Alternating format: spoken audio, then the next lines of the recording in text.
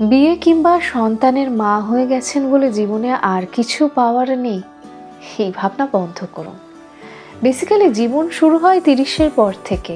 তখন হয়তো দু একটা সাদা চুল মাঝে মাঝে উঁকি দেয়, চোখের কোণে ডার্ক সার্কেল পড়তে শুরু করে, চামড়া কুঁচকে না গেলেও আগের মতো সেই উজ্জ্বলতাটা আর থাকে না ঠিকই, কিন্তু বয়স আর অভিজ্ঞতা মিলেমিশে চেহারার যে দৃঢ়তার ছাপ আসে, চোখে মুখে ব্যক্তিত্বের যে ছায়া দেখা যায়, মেয়েদের ওই রূপেই সবচেয়ে বেশি ফিটফুল লাগে।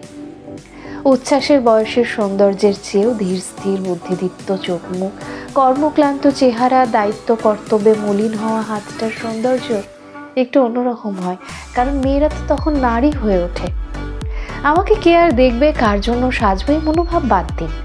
মাসে 2-1 শখের নেল পলিশটা পরুন, ধূসর ঠোঁটে বাইরে না বেরিয়ে পছন্দের লিপস্টিক লাগান, মাঝে মধ্যে পার্লার ট্রিটমেন্ট করুন আপনার সাধ্যের মধ্যে।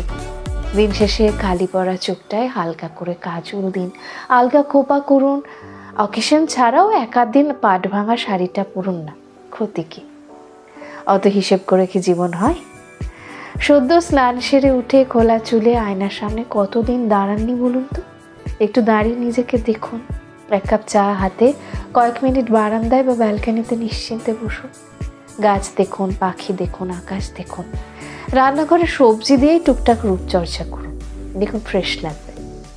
অবসরে সিনেমা দেখুন, বাগান করুন, গান শুনুন, হাতের কাজ করুন। প্রফেশনালি কিছু করার পরিকল্পনা হয়তো ছিল, কিছু শেখার ইচ্ছে ছিল, হয়ে ওঠেন। আজই শুরু করে দিন, দেখবেন আগের মতো কনফিডেন্স ফিরে পাচ্ছেন। সবসময় স্বামী ছেলে মেয়ের পছন্দসই রান্না না করে সপ্তাহে অন্তত একটা দিন নিজের পছন্দের রান্নাগুলো করুন। বিকেলে বাড়ির এক্সট্রা কাজকর্ম বাদ দিয়ে 2-1 দিন কাছে পিঠে হেঁটে আসুন। একা হলে একাই সই। বাজারে শুধুমাত্র সবজি কিংবা মাছ কেনার জন্য না গিয়ে মাঝে মধ্যে আইসক্রিম, পাপড়ি চাট খেতেও যান। আগের মতো টক ঝাল দিয়ে ফুচকা খাওয়ার আনন্দ নেই, দেখবেন মনের কত অবসাদ, চোখের জল গলে কখন বেরিয়ে গেছে। বাজার করার পয়সা থেকে জমানো 2-5 টাকা কিংবা স্বামীর দিয়ে সামান্য হাত খরচাটাও সংসারে অদিন অসময়ে কাজে লাগবে ভেবে সবটাই ভাঁড়ে জমিয়ে না রেখে কিছু কিছু নিজের জন্য খরচ করুন। একটা টিপের পাতা, একটা কাজল, একটা ছোট্ট ক্লিপ, একটা সামান্য লিপস্টিক মেয়েদের কত খুশি দিতে পারে বলুন তো? এতটুকু তো জীবন, আফসোস করে কাটিয়ে দিলে আর বাঁচবেন কবে? নিজের ভালো লাগাগুলোকে গুরুত্ব দিন। জীবনের প্রত্যেকটা ধাপের আলাদা সৌন্দর্য আছে, আলাদা গুরুত্ব আছে।